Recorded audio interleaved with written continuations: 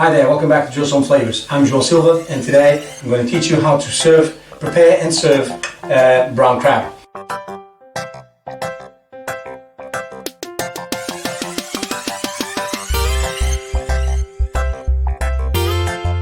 Yes, this magnificent beast is what we're going to be preparing today. I can't tell you exactly how much it weighs because I didn't really weigh it. But as you can see by the sheer size of it, it's a big one. In any case, all of the ingredients that we're going to be needing to prepare this crab are to not only to taste, but also depending on how full and what sort of meat you have inside the crab, which you can only find out once you open the crab. So also this preparation that I'm going to be making is good for this crab, which we call in Portugal Sapateira or brown crab. Well, you can use this preparation for any other kind of crab of this sort, so this sort of size, because it just goes well with this kind of crab meat. Okay. Also, this is a cold dish, so we're going to prepare everything cold. My crab is already cooked. I'll tell you how you cook it. It's really easy in any way. I mean, it's just basically cooking the crab in some water, some onions, some bay leaves, plenty of salt, and you cook it for anywhere between, depending on the size of the crab, but anywhere between 10 minutes to 25 minutes, and then you have to let it cool down completely. And then once it's cool, you can either prepare it straight away, or you can keep it in the fridge for overnight or whatever, and then you cook it from completely cold, because it will also be served cold. So first thing we need to do, obviously, is to open our crab.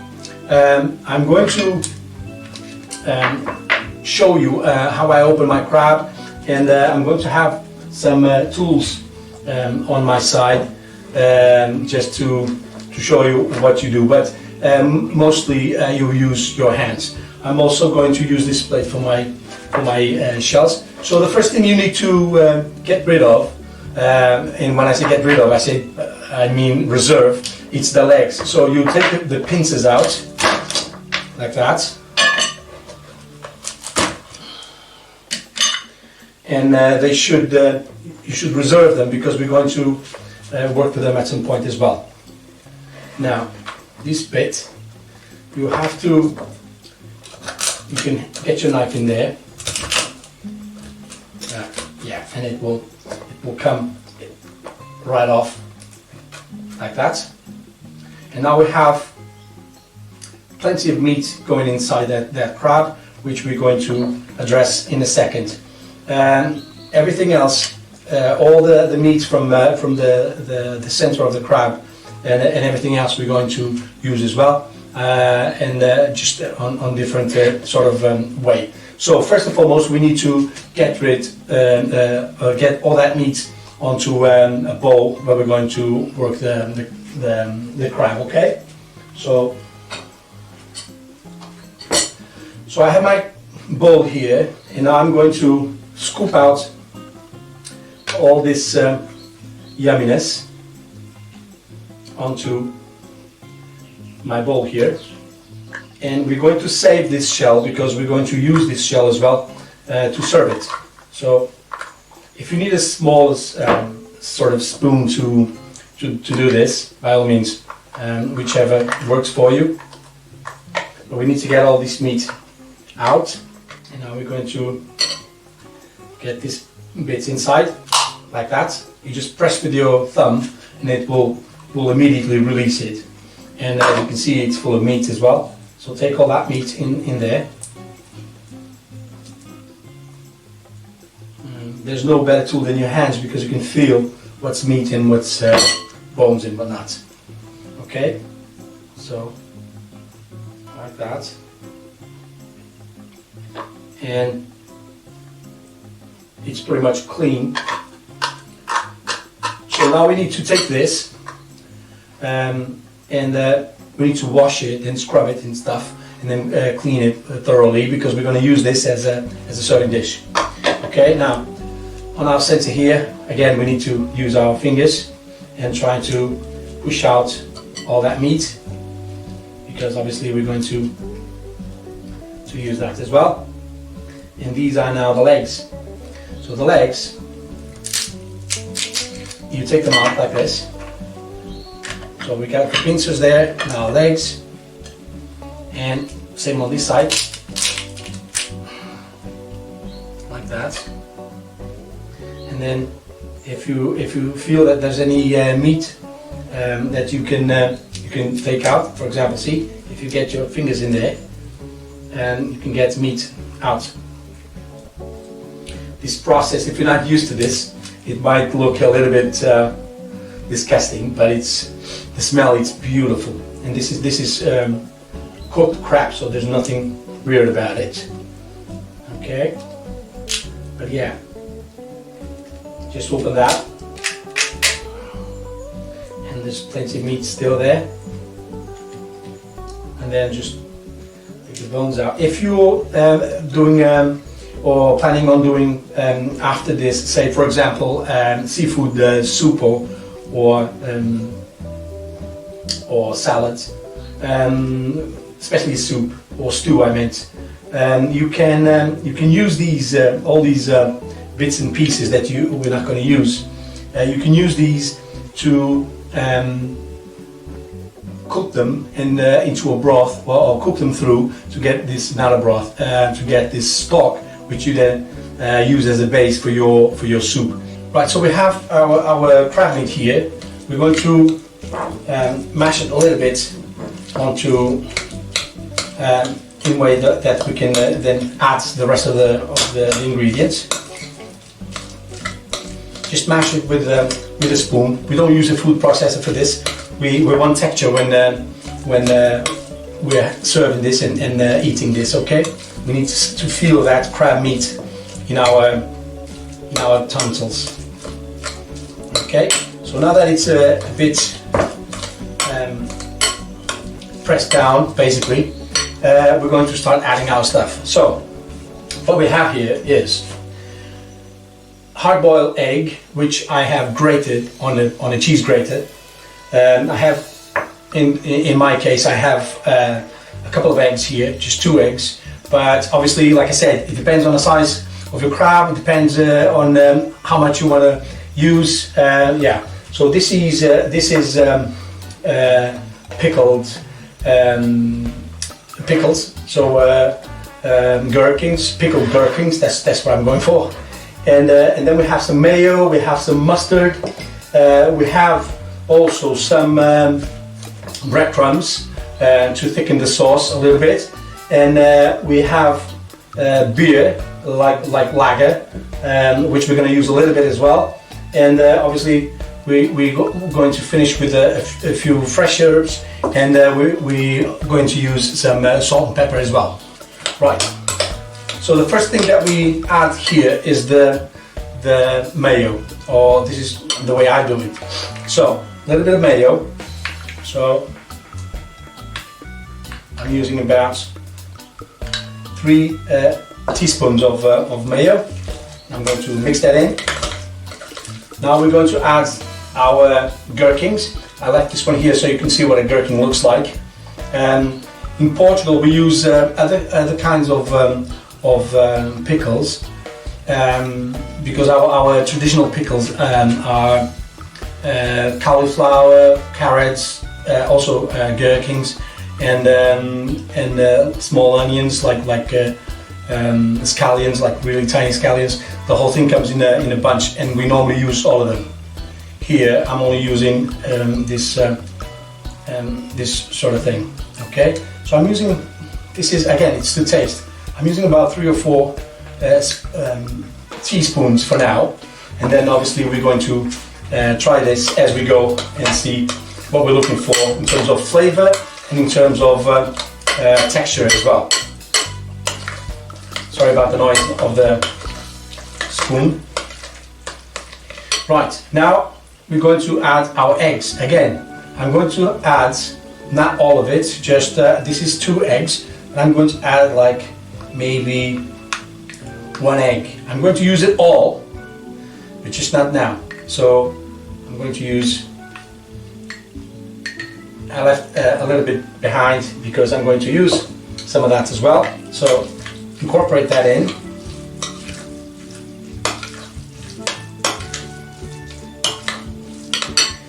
And now a little bit of our mustard, and this is absolutely to taste. So I have 1 teaspoon, 2 teaspoons, and I'm going to use as well, this is completely ad lib, it's not from the original recipe, a little bit of Worcestershire sauce. So just a couple of drops, and now I'm going to season as well with a little bit of black pepper, not too much, we don't want to overwhelm it. And my wife will kill me if I make it all very spicy. Some sea salt. Mind you, the crab was already cooked with salt, so it should be tasty already. So don't go crazy with the salt. Okay. Now we're going to add our lager. About maybe 50 milliliters, something like that. And obviously you need to gauge that yourself as well. And now it's normal to become, obviously we just added some liquid, so it's now a bit more liquid, and now we need to get the texture back and we need to get the thickness back. So what we're going to do is to add some breadcrumbs, and this is obviously until you find the right consistency for what you're looking for. We're going to use this as a pate, so as a something that you spread on toast or on a little bit of bread. So that's the kind of consistency we're going for. So a little bit more bread.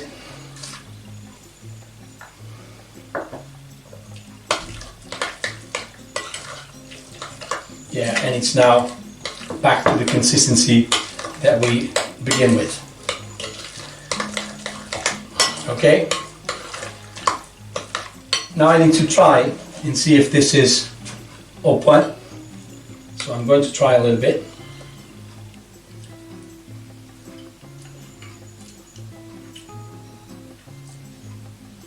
Prima. That's it. That's all I need. I have this beautiful pate here, which I'm now going to serve on the shell, on the hard shell of the crab, and show you how to serve it. Okay, right. And just like magic, now I have 3 crabs. No, in fact, the reason I have 3 shells here is because I always save them. I always have a couple of them saved, and it's a good idea because obviously if your crab is not, if once you mix all your ingredients together, then you would probably, because you're adding to the crab meat, you probably will have more than enough to fill its shell, which in this case would be this one. This is the original. This crab's shell, which I've, as you can see, I've washed and cleaned, and it's now a serving dish. But I always keep a couple of them at hand because they keep just like a plate, and they're magnificent for this presentation. It wouldn't work any better than this if you were to use any other sort of plate. And because I have different size shells, I can decide which one to use, or if I'm going to use more than one. In this particular case, and because I think I have enough to fill this big one, rather than using its original shell, I'm going to use this big one, and then I'm going to put it on, set it on the rest of the legs over there, which are already prepared, and then we're going to eat it. So the legs, as you can see, the only thing I did, and this is pretty basic, is to break the crust or the shell for those pincers and all the legs, and then I just align them together. And so this will make it easy once you serve it to the table, you know, for people to pick and eat, or for you to pick and eat, rather than having to smash them at the table. This can be done either using a meat tenderizer, or you can do it with the back of the knife. If you have a nice chef knife like this one, for example, the back of the knife it's enough strength to crack those exoskeleton. Okay, so and we're going to. This is already done, and we're going to serve. We're going to put this on the shell here, and then we're going to serve it on there. Okay, let's go then. Let's fill this baby.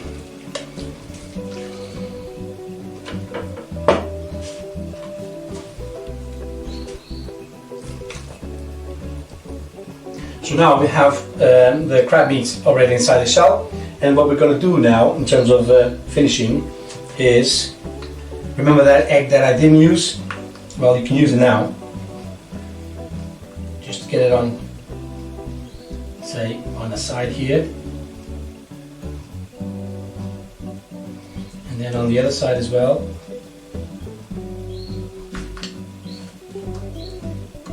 It's a bit messy, but don't worry about it. Right, so that's our egg, and now we can use some of that pickles as well, just to give it an extra oomph, like that. So on the sides of the egg there. Tricky job, this one. Okay, and now you can, with your chopped parsley, just finish it up like this. Okay, and now you position your beautiful crab on there. So I'm now going to finish it up, and then try that on a little bit of toasted bread. Now you look at that beauty and tell me that you're not eager to go out and get one of those crabs, one of those brown crabs, and go on and do this. This is so easy. So all we did was cook the crab, and I didn't show that part, and I didn't show all the chopping and whatnot of the things, because this is really easy and everyone can do it. We cook the crab, and once it is completely cold, we crack it open, take the meat out, and then with a spoon we start our condensing our filling, and then we used some pickled gherkins, some hard-boiled egg, some breadcrumbs, a little bit of mustard, a little bit of mayonnaise, some beer, and then some salt and pepper, and a little bit of Worcestershire sauce, and that's it. I mean, the whole thing is really easy. It's just chopping and mixing them all together, and I can promise you, if you haven't tried it, you are in for a surprise. So what I'm going to be doing now is basically try it and see if I was right. So beneath all these stuff is my crab meat. Look at that. And I'm going to be greedy and getting a little bit extra there. And this is my toast, and this is the $100,000 worth of bites. Check this out.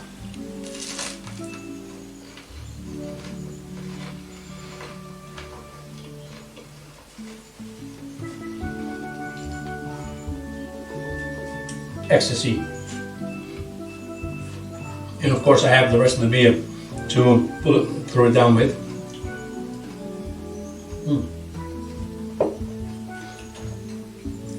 How do you like these really tiny beers? Really nice. Portugal. I don't think anyone else has it. This is only 250 ml, so it's really tiny. Especially here in the UK, where beers are at least 500 milliliters. so at least twice that.